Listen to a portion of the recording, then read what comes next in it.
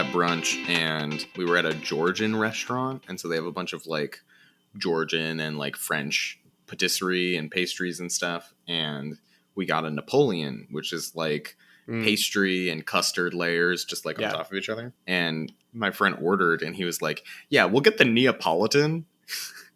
I genuinely think that it'd be a good film idea to have like this person in an ice cream turf war with like different opposing ice cream shops, and they go to resurrect Napoleon because they think he has the answer to the best like the ice cream, but it's actually just real Napoleon, and he just like starts committing war crimes, and they have to stop him, and they unite with their ice cream. Isn't that the plot of Don't Mess with the Zohan? I don't know. Probably. What if they took it a step further and one ice cream shop just doubled down and was like, yes, we should kill the other? Yeah, wait, war crimes, maybe that's the way to go in the ice cream wars. Sounds kind of fire, TBH.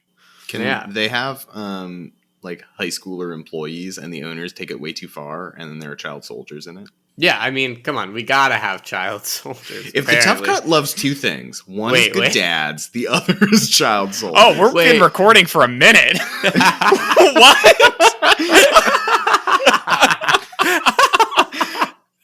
Damn, I got him. I don't know what. Get you guys on so far. like candid. This is your candid. This is your real self. Candid Mike. Yeah, if any of that makes it in the final cut, you guys will know that is the real them. They talk like that. I was just like going through my notes for the show and bantering. Well, anyway, hello and welcome back. We're the Tough Cut Podcast, and I'm Matthew. I'm Alex. I'm Jakey. And this is episode 67, Jakey. part 1 of our rom-com bracket, baby. Whoa. Oh, yeah. And I know what you're thinking, audience. It's purposeful we're doing rom-coms when we're going to hit our 69th episode. It's going to be a special one. But coming at you in episode 67 here, today we've got Parent Trap, the 1998 version, versus There's Something About Mary, and Pretty Woman versus 10 Things I Hate About You.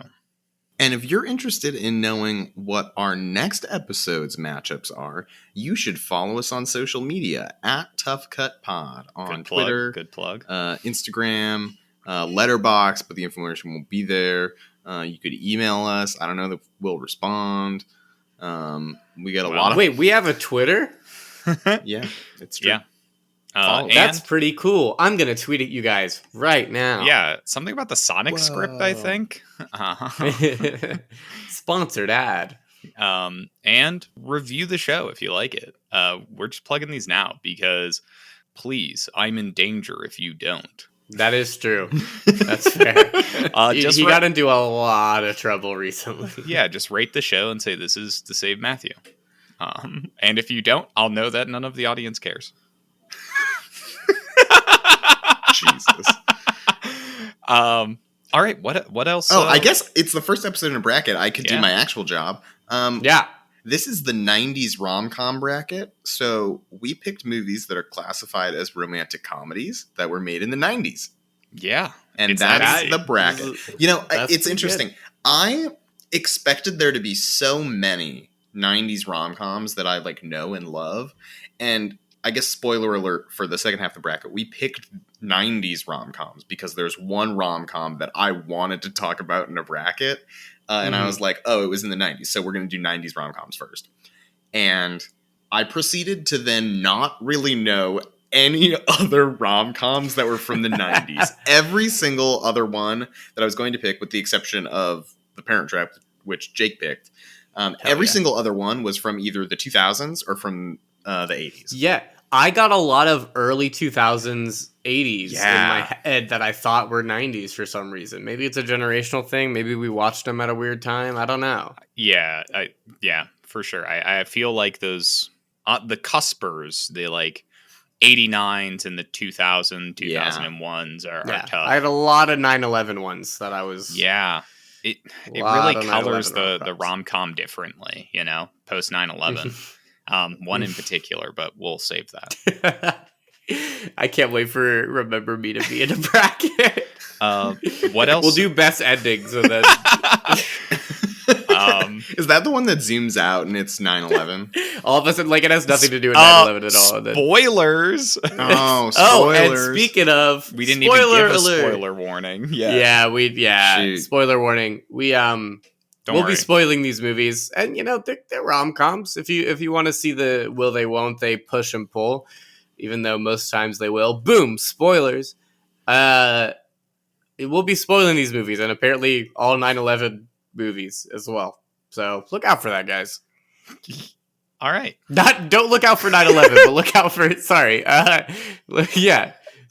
out for spoilers. Yes, thank you, Jake. Thank you. Nice, smooth. Do you want to go ahead and introduce Parent Trap? I do. I love this movie, man. Parent Trap, directed by Nancy Meyers, 1998.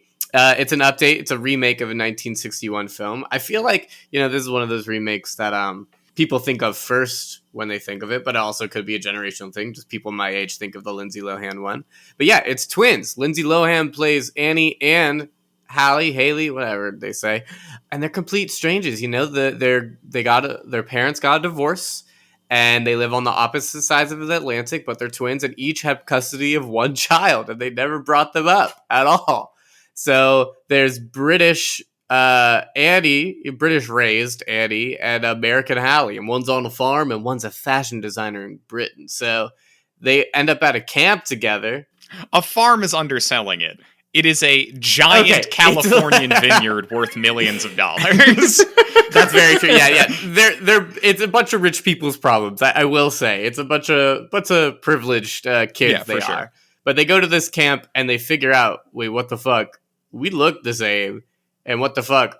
Oh God! It takes them a little bit too long, honestly, in my opinion, to realize. We both eat Oreos with peanut butter, and most people think that's gross. I love the implication that that's a genetic trait. Yeah, so good. Anyway, sorry.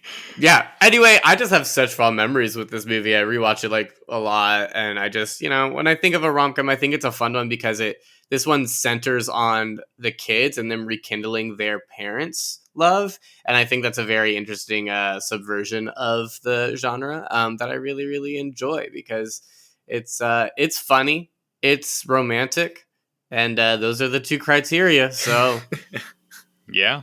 Big wins. Just like the pirate Alex, bracket. How do you feel about the Parent Trap? There's a single pirate, it counts. Sorry, Alex. I love the Parent Trap. I actually have never seen the original Parent Trap. This is the only version that I've seen, but I think it's fantastic.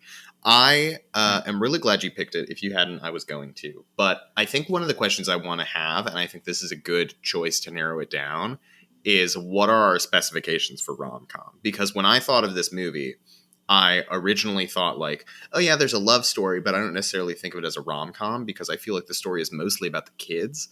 But rewatching it, thinking about rom-coms, there's totally a big love story in it. I think it fits the criteria, but a question of how much I think is in order. Right. But I love it. Yeah. I think it's great. I totally pitched that with it in mind because I wanted to have kind of a more unorthodox one in the bracket that I thought would be really fun. Mm-hmm. I thought it was more interesting to talk about. Yeah, it. Definitely. But yeah, what do you think, Matthew? Yeah. So I think that this is a very fun movie. I have a lot of nostalgic childhood memories about it. Something rewatched a lot as a kid. However, I guess to break the seal on it, I do not really think of this movie as a rom-com. Whoa. I think of it much more it's like a family comedy with a romantic subplot. Mm-hmm. So I guess it depends how you define rom-com, which I'm sure we'll talk about. Bold. Yeah. Well, I mean, when the parents don't physically outside of the first minute don't physically show up in the movie a sex scene till 40 minutes in, I'm like, huh? Yeah, these really are the side characters. Yeah, you wanted a sex scene, a graphic one. With the butler, right? The butler that's and the really what I was hoping for. The butler and the nanny needed to just hit it raw, dude. Yeah, they need some stress relief. That gets into one of my criteria for a good rom-com, which is a romantic B subplot. Interesting. I think the best rom-coms have secondary love stories in them. Well, yeah, we'll hold on to that. We'll get that in mind. We'll get there. Alex, you want to go ahead and introduce There's Something About Mary? Yeah, There's Something About Mary, released in 1998, directed by Peter and Bobby Farrelly. Ted, played by Ben Stiller, loses out on his dream prom date with Mary, played by Cameron Diaz, because he gets his balls stuck in a zipper, goes to the hospital, is in the hospital for a week, and by the time he's gone, she's moved away to Miami. Years later, he tries to find her. He doesn't know where she is. He hires a private investigator. The private investigator falls in love with her. Turns out there's like 6 people all in love with her, including Brett Favre. And they're all lying about each other to try and like win her heart. There's just something about Mary. I actually had never seen this before. I legitimately getting away with it. I legitimately getting away with it. Had one rom-com 90s rom-com that I wanted to talk about. I thought I had more, and I couldn't think of any other ones. And I Googled a bunch, and I'd never seen any of them. So I asked my mom, I asked Marina, I asked all these different people, like, "Hey, what are some good ones?" And she was like, "This one's so funny," and I picked it, and it's pretty funny. Heavy on the comedy, okay on the romance. The romantic plot is not great. Sorry, finish. Like, I have a lot of thoughts. I think it's definitely a rom-com, but it's so much heavier on the comedy than on the romance, and I don't think it does all the comedy super well. I think it has some great moments. It has some really good moments. Surely something about Mary, yeah. But there is something about the movie. There's something about Mary. Jake, what do you think? This is one where I will remember scenes from it very vividly, like the ball zip scene. When they show you the ball zip, this movie goes hard in the like physical. It's really funny when you Google this movie. One of the the suggested little drop bars that comes down. The main one is like, what is the thing about Mary? It's just like people, and then people are like, yeah, we didn't want to watch this movie, so we just want to get, like, what's the thing? Come on, tell us the thing about Mary. Or they watch the movie, and they're like, I still don't know what the thing is I didn't about understand. Mary. I wouldn't think of it as my favorite rom-coms, favorite 90s rom-coms even. I don't know, but it is America Film Institute's 100 Years, 100 Laughs, America's Funniest Movies of the 20th Century. Where does it rank on that list? Because I have no idea. Feel like that's a barometer of something. Yeah, I have no idea. Whoever made it. I guess to jump in with my thoughts here, I super agree with most of what's been said. Mostly your general sentiments on this movie, Alex. There is something there's something about Mary, or much more a comedy than a romance for sure. But, does still have, like, the rom-com structure to some degree. Jokes can be very hit or miss. There's some that hit pretty well and I think are very funny, like the interrogation of, like, the hitchhiker. He's like, yeah, well, I've done it before. The police believe he's murdered 25 to 50 hitchhikers in the past. Of course, how many times? Jokes. Who keeps track? Standout jokes to the ones involving murder. Just let the record show, audience. I thought the dog stuff was pretty funny. Yeah, the scene where Ben Stiller wrestles the dog puppet is genuinely pretty funny. Yeah. Like, I'm okay with that. And then there is some stuff that is not aged well, and I feel like was probably never that funny, except for the idea that, like, hey, it's funny to make fun of people with disabilities. Yeah, generally. They did. There's that, like, pocket of these, like, type of movies where they're just like, people who are on a spectrum of some kind are hilarious, right? Let's laugh. Yeah, which is not great. Is odd. Yeah, well, it's interesting because I don't think the movie is like just trying to make fun of them, because it also like very much like tries to advocate, like those programs for them and stuff. But I think it also puts them as the butt of too many jokes. Yeah, it eat its punches cake down and have a little it too too much. Yeah, it wants to both make fun of it, but then also be like, look, we shouldn't treat these people. Like, I think it's a thing where, like, they didn't have the language, like, whoever created this, to actually advocate, and they thought, by including you in the movie and by saying a couple good things, we can make fun of you. But that's just not the case. That's not. Yeah. They're, sure. Yeah. And these are the creators of Dumb and Dumber, too, right? So, like... Oh, yeah, it's the Farley brothers. I feel like that should tell you a lot as well. Yeah, that paints a picture. Yeah. I guess, to open the floor in comparison here, the question on everyone's mind. What Matthew wearing today? Oh. Sorry. A nice Uniqlo sweater. We put both these movies, we plop them on an axis, between romance and comedy, or maybe it's like a Cartesian plane. You got romance, you got comedy. Where do these movies fall for you? I think it sounds like most of us agree that There's Something About Mary is more comedy than romance, but for sure, it still falls at least like positive in the romance direction enough to be a rom-com. Yeah, I think if you imagine it like I'm looking at like a math grid axis, you've got, on the y-axis is romance, x-axis is comedy, and then you can go positive or negative for either. I think it's like almost a 0 degrees, like a little bit up, maybe like a 15 degrees. So it's like very much mostly comedy, little bit of romance. Yeah, and the romance, maybe like there is like romance, like it does check the box, but the romance I just didn't really care for or believe in, so like I didn't really. Oh yeah, no, it's not a good romance. Yeah. I just think it has it. It's there. Yeah, I think the thing that's most insane is that about 75% of this movie's runtime, our main romantic pairing of Cameron Diaz and Ben Stiller's characters, Ted and Mary, are just like not together. And she like actively isn't thinking at all about Ted, isn't like engaged in a will they won't they with Ted. It's Ted like most of the will they won't they is with the private investigator and Mary.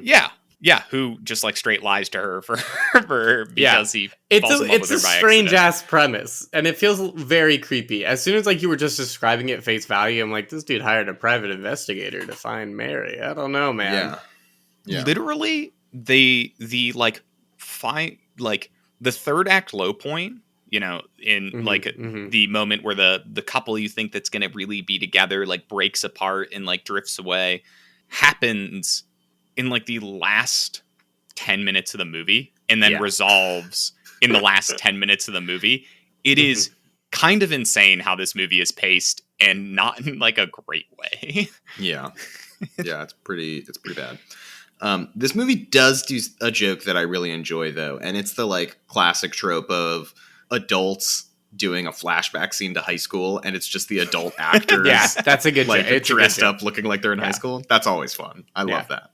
But in a way, I mean, very telling, because like, this dude hired a private investigator over someone he was obsessed with in high school, in prom. Like, I don't know, man. I mean, if you zipped your dick and balls into your zipper, I think that like color the rest of your experience. Did the zipper go all the way up? That's no, it wasn't as graphic as this scene. But I have zipped my bloop and my your schloop. Frankenbeans. Oh yeah, that's a better one. Yeah, I mean that's what they say in the movie.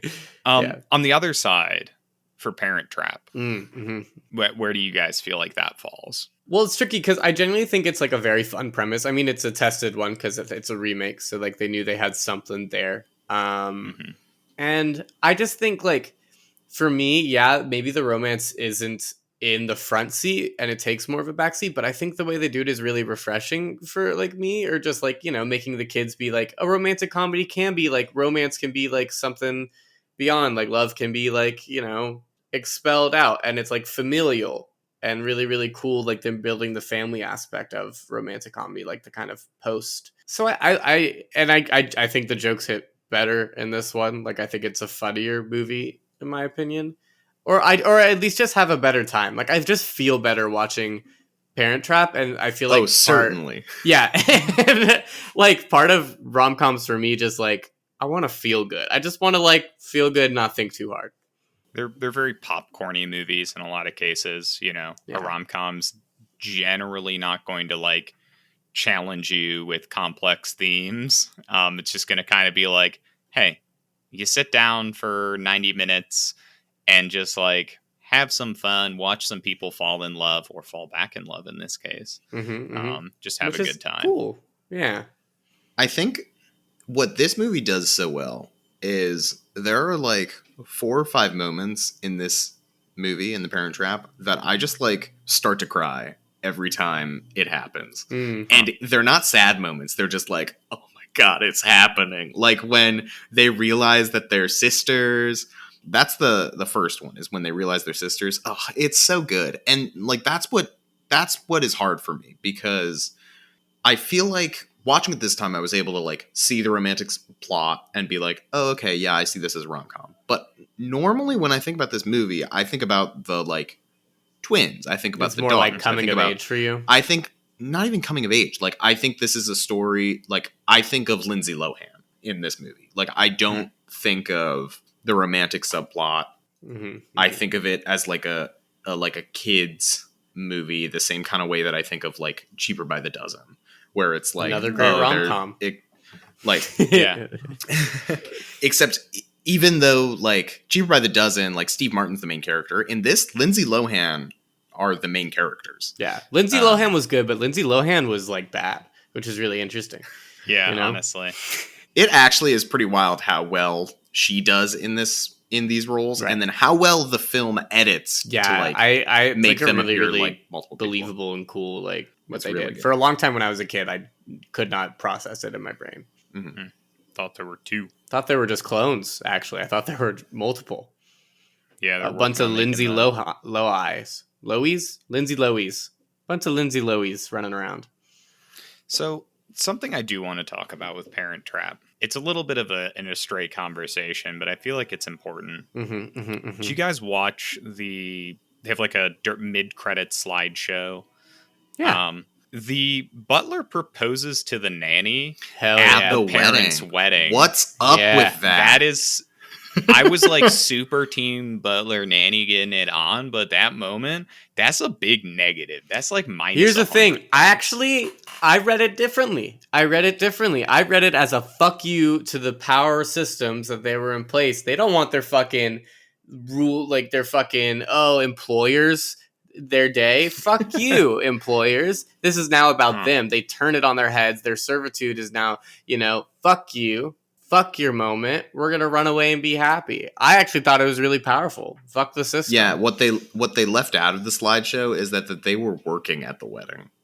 I bet they had to work the wedding, and the dude's like, you know what? Fuck this. It's about me now. Powerful statement. Still think it's a faux pas. Yeah. That's because you see yourself as the rich person having a butler or a nanny. So... He's like, oh, I can't believe my butler's stabbing me in the back like this. I think, honestly, though, like, what this movie does that is so surprising to me is that it doesn't give the butler and the nanny that much screen time. It doesn't really give all the mom and dad that much screen were X-rated. Yeah, they were. They could not do that. Well, but, like, the vast majority of this movie is for Lindsay Lohan to have fun in these two different roles, right? Right. Like, we see so much more of Lindsay Lohan than the butler and the nanny, than the mom and the dad, but like I still care about those characters so much, and I feel like I know them so well in such an interesting way. When they give us those moments of them realizing that the twins have switched places and that like they have the other daughter, those are the moments that make me cry every time. And it's not because of like Lindsay Lohan being there, it's because of the way that the mom and the nanny, Jessie, realizing that it's Annie instead of Hallie, makes me sob. It's so good. But is that a rom-com? Right. I don't know. Well, it's hard. It are their testicles and penises that get zipped up.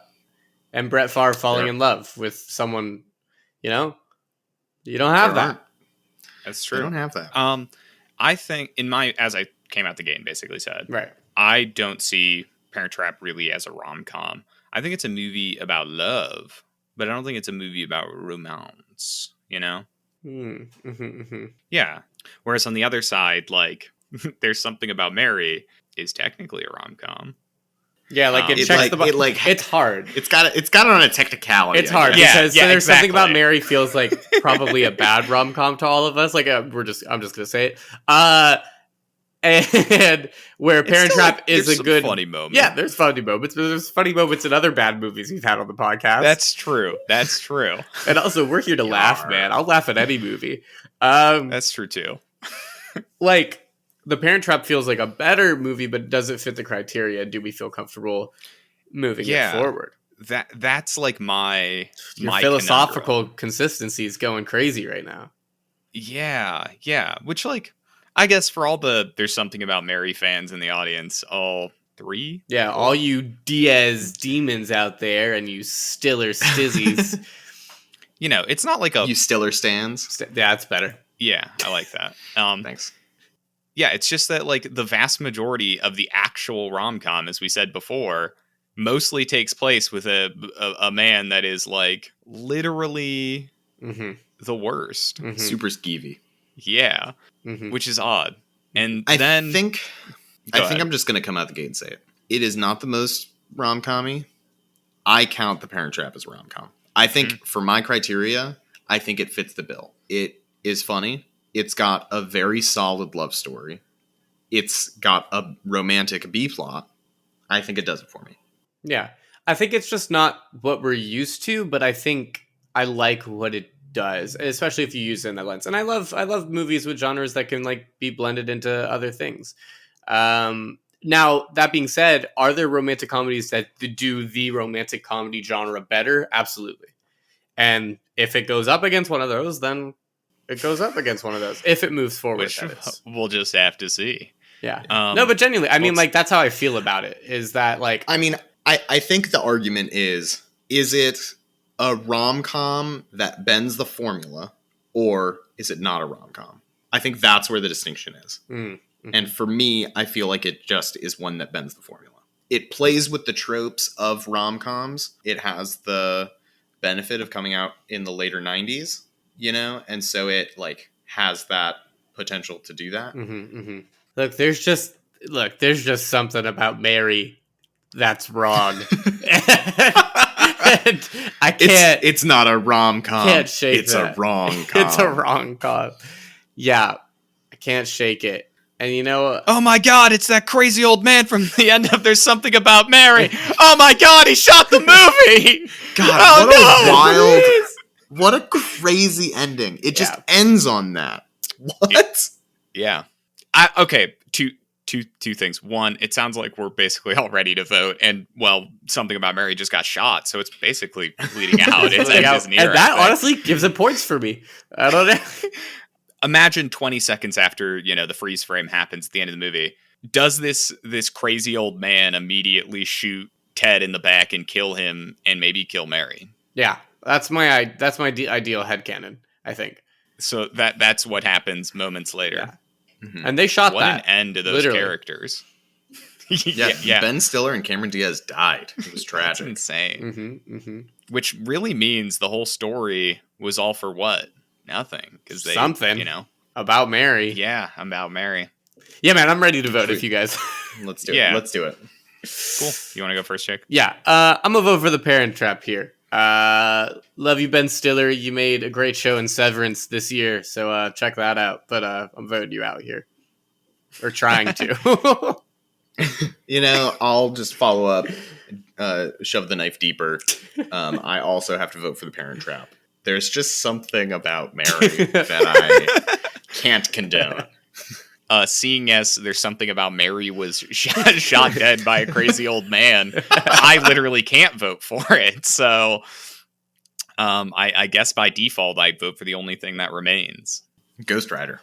Ghost Rider, baby. Shit, Ghost Rider's a hell of a rom-com. Hey, there's some jokes and a romantic subplot. Nicolas Cage takes his shirt off and gets his CGI head is on abs. Fire. God, CGI abs. Yeah, so seeing as even if it's a tenuous belief about Parent Trap as a rom-com, it's the only option left. So voting for that, so it moves on. Nice. Moving to the other side of our matchup here, Alex, would you like to go ahead and introduce 10 Things I Hate About You?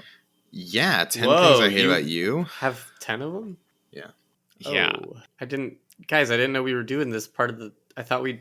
Oh. Sorry, Jake. Sorry to spring it on you. Released in 1999, directed by Gil Junger. This is Shakespeare's Taming of the Shrew, but it's a high school in the 90s. Kat Stratford is beautiful, smart, and quite abrasive to most of her fellow teens, meaning that she doesn't attract many boys. This is what Google is telling me. Yeah, that sounds about right. That sounds about right. The house rule of her family is that her younger sister can't date until she has a date. Her younger sister can't go to prom unless she goes to prom, can't go to a party unless she goes to a party. And they do that because she's never going to do it because she's smart and she can do things on her own. You know, I generally don't like the story of Taming of a Shrew. It's like pretty sexist and pretty bad. This movie, I think, does a little bit to try and fix that. It like emphasizes a little bit the like story between the sisters. This is another movie I hadn't seen before, but lots of people said it was really good. So I was like, hey, this will be great. I cannot believe you. This guy, we gotta start vetting out his choices. We gotta I thought it was pretty good, pretty funny. Definitely got some romance in there. I think it for sure is a rom-com. Yeah. There are communists in this movie. I actually, when I was trying to pick my movies, I watched the first 10 minutes of this one, and the first song that plays is 1 Week by the Bare Naked Ladies, which is my anthem, so I had to pick it. Well, wait till you look at me. Bam. Are we going to get DMC'd on Twitch?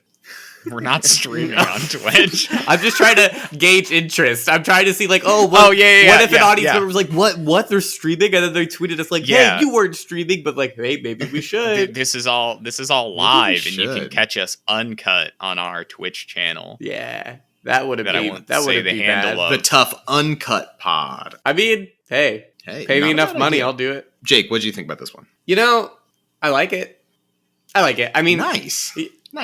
It's weird. I think there's like these pocket of people who put Heath Ledger in one camp and Heath Ledger in another camp. And I think I'm in the other camp where it's weird for me to see Heath Ledger doing this for some reason. You see him as the Joker and only the Joker? I see him as the Brothers Grimm in the Brothers Grimm. Huh. There's a lot to unpack there, but we don't have time for it right now. Yeah. No, that's because it scarred me as a child because I got really scared of a scene there. There's like a scene that like terrifies me. There's a spider horse basically, and it's fucking like that's cool. Spider horse. Yeah, but not in a fun way. Like it's actually horrifying. Spider horse. And like I like Heath Ledger. That's it. No. Yeah. I don't think it's a bad. Like it's definitely a rom-com. It's got David Krumholtz. Oh God, I love David Krumholtz. Hell yeah! Tell us more about that, Matthew. I just think he grew up and became pretty talented. Yeah. Anyway, past David Krumholtz's fantastic career in many very good movies. Some are pretty good, but he has very small roles. 10 Things I Hate About You. I think I very much align with Jake in a lot of ways here. I generally like this movie. It is a rom-com. Heath Ledger is pretty charming. You know, I don't know what the right term to use is, but like I get the I like the plot line of, you know, the two semi-outcasted folks coming together to reveal truths of who they really are and how they totally didn't go to prison last school year. Yeah, you know, I generally like this movie. I think there's some like standout fun scenes, and I think Heath Ledger gets to be like fairly charming in what was I don't know if like probably his breakout role, one of his earlier ones. Yeah, I think actually this was breakout for Joseph Gordon-Levitt and Heath Ledger and the main. Yeah, wild. Julia Stiles. Yeah, we get tiny Joseph Gordon-Levitt who... Yeah, tiny Robin in The Batman. Remember that? Anyway. Doesn't have, like, a ton of agency. Well, I guess he has some agency. Isn't a great character. But, like, is, like, fun to watch. He's, like, a cute kid and, like, really believes that he's in love with this when he's a high school freshman. So, like, I'll tell you right now, you, the Apple Box kid and Tall Girl has more agency than Joseph Gordon-Levitt in this movie. Yeah, which, you know, the movie introduces Joseph Gordon-Levitt as like, this is totally going to be your main character. Here he is, front and center. And it's like, no, he's not. Yeah. With that, I guess I can introduce Pretty Woman. You better. That's a threat. Thank you. I will. Okay, cool. So we got Pretty Woman, released in 1990, directed by Gary Marshall.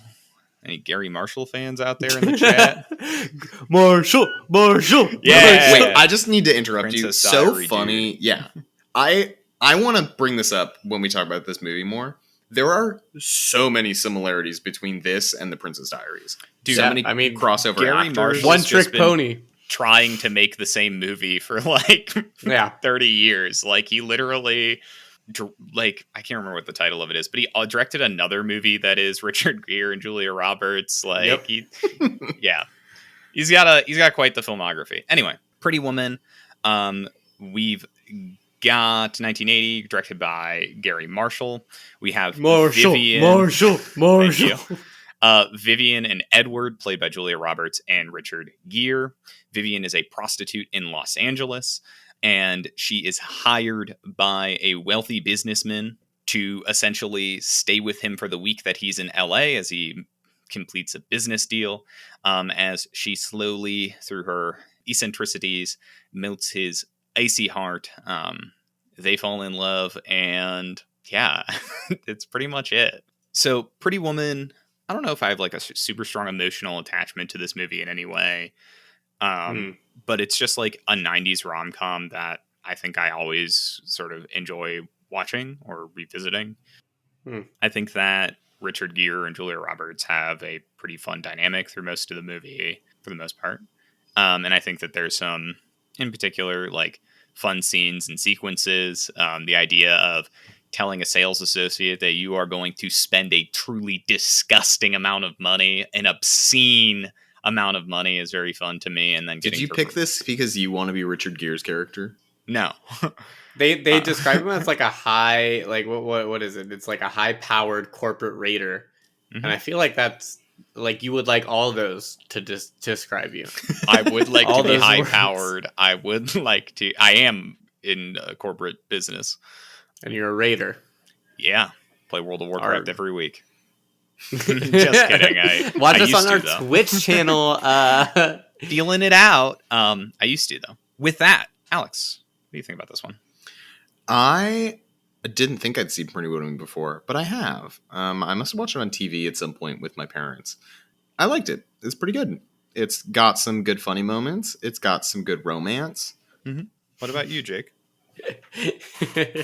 Yeah, I mean, I think this is like a very... I know a lot of people love this movie.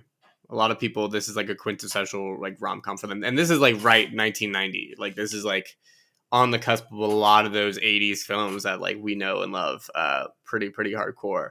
It's very interesting in that like retrospect. It's an interesting premise too. There was like a lot of this kind of thing going on where like they're like Hollywood prostitutes and stuff. Like I feel like it was just like not as a big plot point, but like, you know, I think of films like American like Psycho or like a big corporate dude and a bunch of like, you know, prostitutes or like fucking what's it called? Risky Business.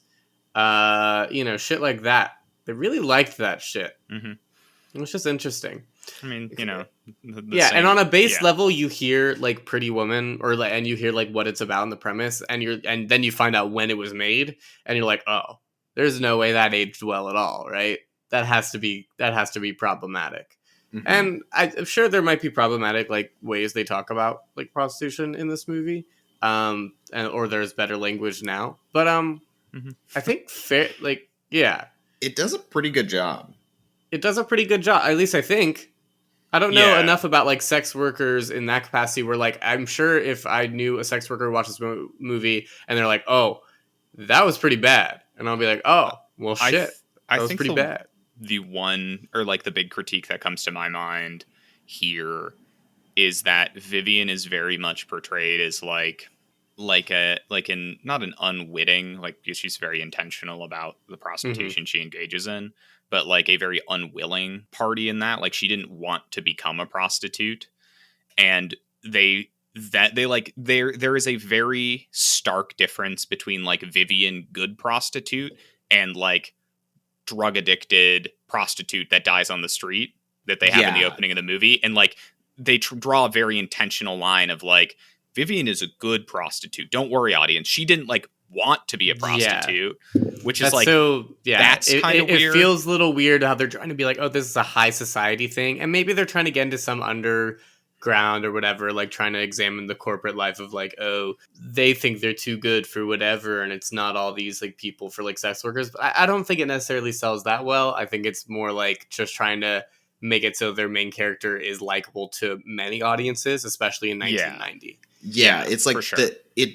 I think it does a good job, except it doesn't give enough to other sex workers. You know, like it is just her that really gets humanized. Because Like even it her feels friend like is portrayed in like their really unhealthy relationship and like wastes all their money. And it's party like, girl who spends their rent on, whatever.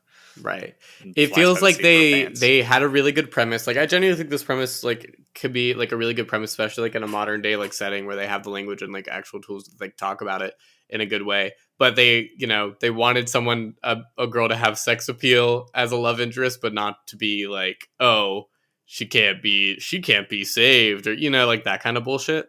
Yeah.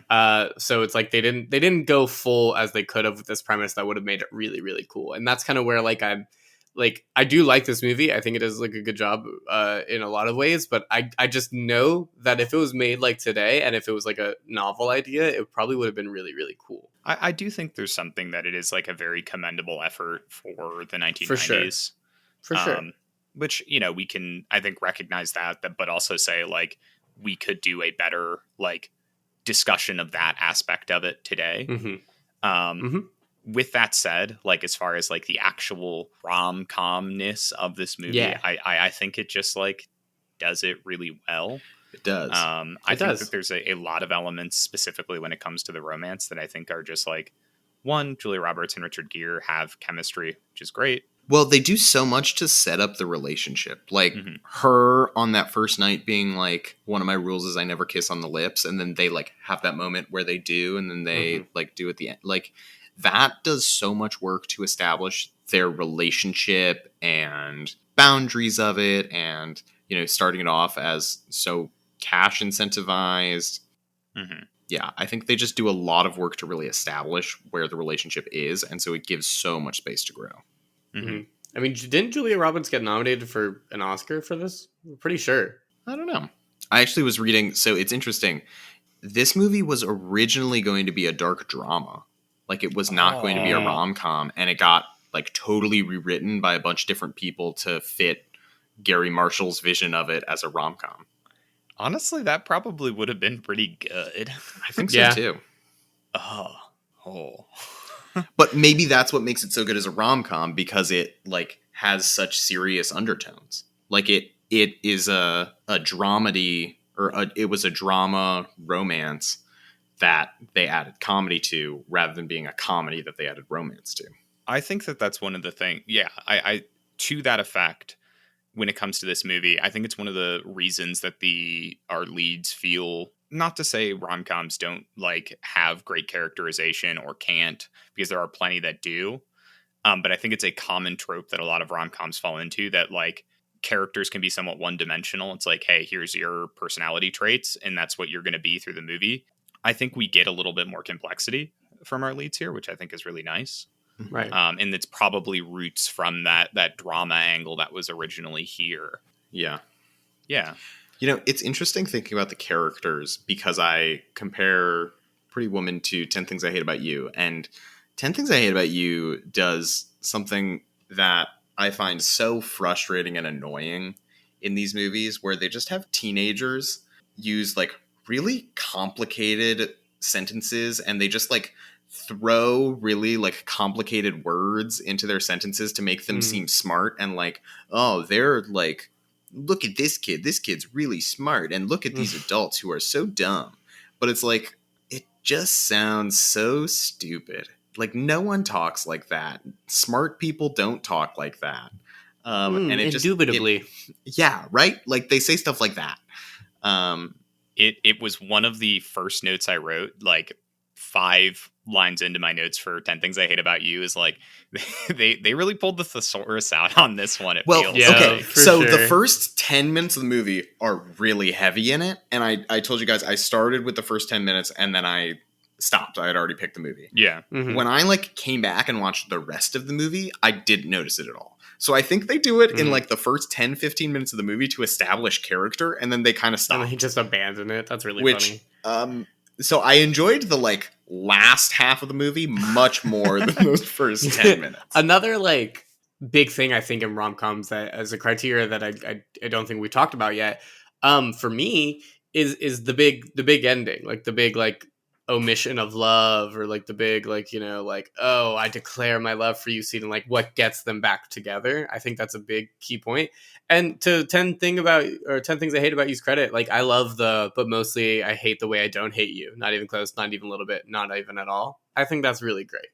I think that's a great line for the whole like thing. I think it's like a really, really awesome like scene and a really great line that I think sticks with me. Like, that's something I remember. Like, if they did like a reel of like rom-coms or whatever, the fan edit, or like even Oscar sometimes do those like multi-edits, like I would include that line in it because I think it's really, really good. Well, and I think that gets to one of my other criteria for what I think makes a good rom-com, and it's how the ending resolves their conflict. In 10 Things I Hate About You, their big fight at the end is that he was paid to go out with her. Mm-hmm. That isn't like very glaringly addressed, but what he does is he spends the money that he got from going out with her on buying her a guitar. And like, it's not like super obvious that like, hey, I spent all that money on a guitar. He like makes a quick joke about it in like passing, mm-hmm. but like it addresses that issue, and it's like, that isn't what gets them back together. That is just like another thing that happens after they like admit their love for each other again, you know? Mm-hmm. Versus Pretty Woman doesn't really address or solve the issues that they had in their last fight of like, what are we gonna do? Like, how can we like have a life together in these different things? They just kind of like, he fights Jason Alexander and then they like get back together, but like that's kind of the whole thing. But the bridging arc, as I see it, for Richard Gere's character in a lot of ways is the fact that he is like a fairly aromantic person. His past girlfriends, his past wife have all had this huge problem where they just like never can have enough of his time, that he's not like treating them like a romantic partner, which is why they sort of tail end his piece coming to get Vivian is like a extraordinary specific romantic gesture that she has always wanted, you know, ride up on the white horse and save her from the tower. And that's, you know, literally what he does. Yeah, that makes sense. I can see how it doesn't like tell you how they're going to live because they you know, they come from very different worlds, backgrounds, etc. But I think like as far as like the character story resolution, I do think does happen. Sure. Yeah, and I get that. I just wish we'd gotten some sort of even if it's just like even if it's just like one of them saying, so what are we gonna do, and the other one saying, I don't care, and then they make and then out, turn to the camera, like take off the shades and be like, fuck yeah. I don't know. I feel like for them to not actually resolve the fight that they had at the end feels lackluster to me. But I definitely hear what you're saying about like riding up, rescuing her from a tower. Like, I think that's very good. I do think there's this piece with both of these movies. I'm not 100% confident either of these relationships would last. No. That's another thing. Like, I genuinely don't see it be a happily ever after thing. Especially like 10 Things I Hate About You, the cat's gonna go off to college and like do her thing 100%, and like they're probably gonna break up by the end of the summer for sure. And Pretty Woman, it might be like, I don't know, in 18 months of extraordinary passion, but then like this dude, you know, at the end of the day, no matter the fact that he acquired a business that now makes things, is still like a super high powered corporate businessman, and likely is not going to give up his work, and likely now has to work more. There's like a real company to manage, not just like mergers and acquisitions. So not confident in the survival of either of these relationships, which is very funny. I'll say I think Pretty Woman does have that good romantic B plot with David Krumholtz and Susan McGrath. He's a crumb hole. He's a crumb hole. I knew we had some crumb holes in the audience. Hell yeah. Is there a romantic B plot in Pretty Woman? I'm trying to think. I don't think there really is. Not really. No. The closest thing is Jason Alexander's character Stucky being like, hey, I want to have sex with you. I guess there are good like friendship relationships of like the manager of the hotel. Yeah. Like that's a really good one. By the way, plays the exact same character as in Princess Diaries. A lot of the hotel staff were also in Princess Diaries. Marina was like pointing that out to me. One of the receptionists played like a very similar role as like a secretary in Princess Diaries. It's pretty wild. Nepotism, man. It's pretty crazy. Look, at the end of the day, I mean, I would hire a bunch of my friends if I could just keep making movies. I would do the Adam Sandler approach. I don't know if those are Gary Marshall's friends.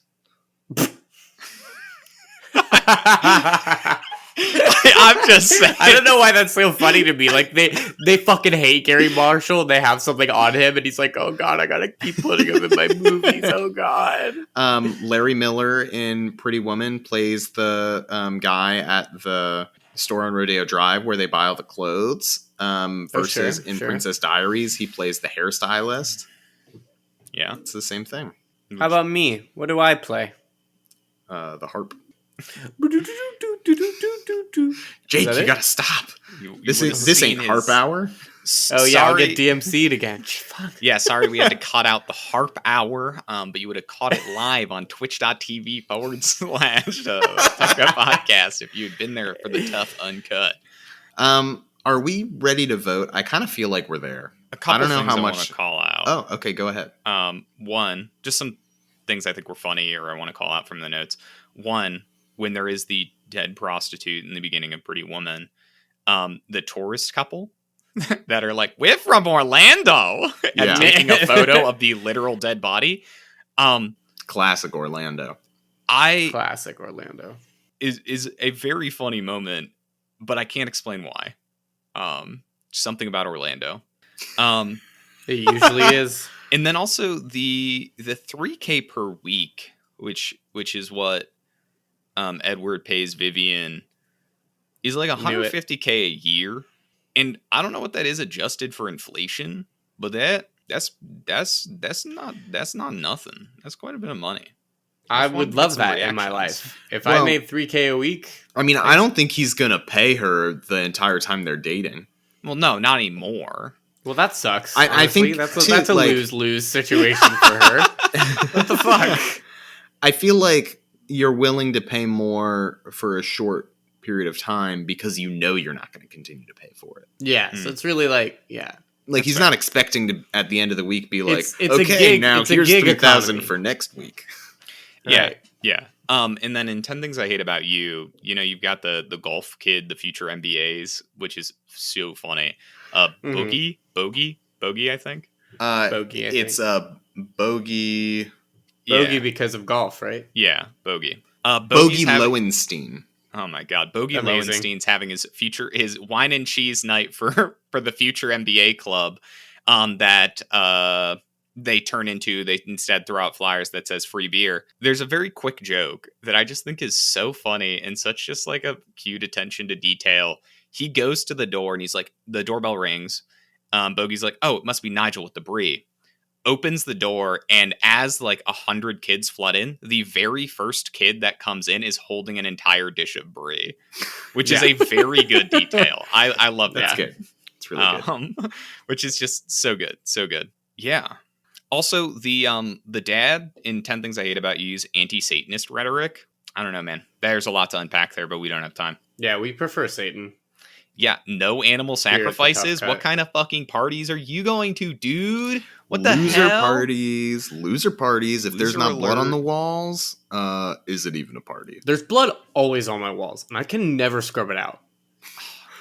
I scrub it out, and it's gone, and then the next morning, it's back again?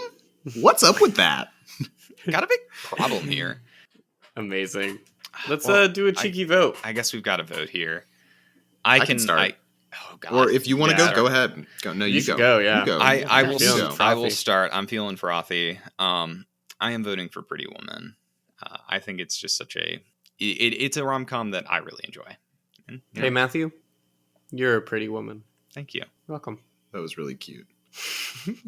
I am voting for 10 Things I Hate About You. I think... Oh, fuck, wait. Wait. I had a lot of fun with it. First 10, 15 minutes, pretty bad. Saved by 1 Week by the Bare Naked Ladies. But I think in terms of rom-com, I feel like it kind of ticks more boxes for me than Pretty Woman does. I thought Pretty Woman was really good. I definitely think Pretty Woman's a better movie, but I don't know. Something about 10 Things About You made me feel more rom-com-y with it. It's a great matchup. I don't fault you. Damn. This is actually difficult because... Jake's like, actually, is it difficult? Is it difficult? No, because like I'm a sucker, like, again, for like the big ending stuff, and I really love the 10 Things I Hate About You. Like, that line is just like really good for me, and it sticks to me. But I think I like Pretty Woman better as a film. Well, what is the better rom-com? I know. I could have picked Dodgeball. Just kidding. It didn't come out in the 90s. And it has an awful romance plot. It's so bad. I think I am going for Pretty Woman. I will vote for Pretty Woman here. Nice. Because Matthew's a pretty woman. Oh, thank you. Which we have to say a very unfortunate goodbye to 10 Things I Hate About You. Yeah. It is. You guys at the audience, movie. you guys should write 10 things you hate about our podcast in our reviews. Yeah. As long as it's a good review, 5-star review. Honestly, terrible text. Just give it a fucking review. I don't care. Yeah, just write something. Write something. Well, as a sending off goodbye to 10 Things I Hate About You, one last watch of the I Love You Baby as he serenades Kat. A wonderful scene, and the version of it I've watched like 6 times on YouTube since watching the movie. The description reads, "I love this scene, so where do I get a guy like him?" At the tough cut. The discourse around 10 Things I Hate About You is so funny, and I wish we could have talked a little bit more about it, because reviews of this movie are amazing. Oh, I didn't look at them at all. They're so funny. Just the number of people that are like, man, I hate men, but a 20-year-old Heath Ledger just does things to me. It makes me act up. That's fair. That's fair. Yeah, it's a heartfelt goodbye to it. Pretty Woman advances, so it'll be Pretty Woman versus Parent Trap in the semifinals. But coming at you next week, we've got a great selection of movies that you could catch on social media at Tough Cut Pod. But to call those out for all the audience members out there, we've got Wedding Singer versus Groundhog Day, and You've Got Mail versus Dilwale, Dulhania, Jayenge, which, apologies, that is not a perfect pronunciation. But we have our first... But we're going to Bollywood, baby. I'm so excited for y'all to see this film. I'm so excited for y'all. It's a fun time. I wouldn't call myself the resident Bollywood expert, but as someone who like generally likes Bollywood movies, I'm so excited that the first one is from Jake here. It should be a lot of fun. Right? I love Bollywood. I just don't know enough. They have so much fun energy, so I really look forward to watching that. Though it'll be very long, I'm sure. It's a 3.5 hour time. Amazing. So catch those next week. Follow us on social media. Leave a review. Write 10 things you hate about us. And who should they send this episode to? Your high school crush that saw you get your balls zipped up. Or the person that knows what's the thing about Mary. Dude, please. And like, if anyone knows the thing about Mary, please hit us up. Yeah, no, I want them to, if they know, put it in a bottle, bury it deep in the world. All right? And don't let them find out.